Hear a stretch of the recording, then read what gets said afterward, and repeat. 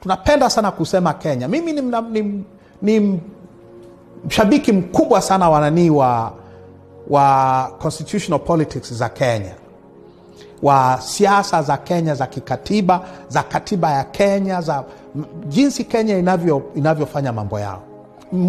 Na wananii sana ni mwanafunzi sana wa siasa zao. Lakini somo kubwa la Kenya ni wamefikaje kwenye hapo walipo. Ukisafiri kutoka Nairobi kuja Arusha ni dunia mbili tofauti, kati ya Nairobi mpaka Namanga na Namanga mpaka Arusha. Ukitoka Nairobi mpaka Namanga,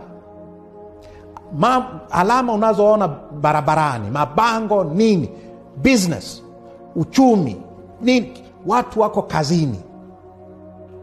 Kama ni mashamba kweli.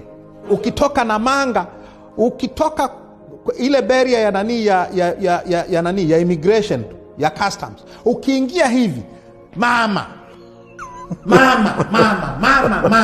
picha njia nzima ni mama. Nyie hamna biashara yoyote ya kiuchumi, biashara yenu ya matangazo ni ya mama. Si ndio anaongoza hayo mapambano ya kiuchumi? Kwani Kenya hakuna anayeongoza mapambano? Nyie ni nchi ya aina gani? Hii ni nchi ya aina gani? Na kwa hiyo kila kitu unachokiona kuanzia Namanga kuja Arusha ni kidogo kuliko cha Kenya. Cha Kenya ni kizuri zaidi ya cha kwetu. Tofauti.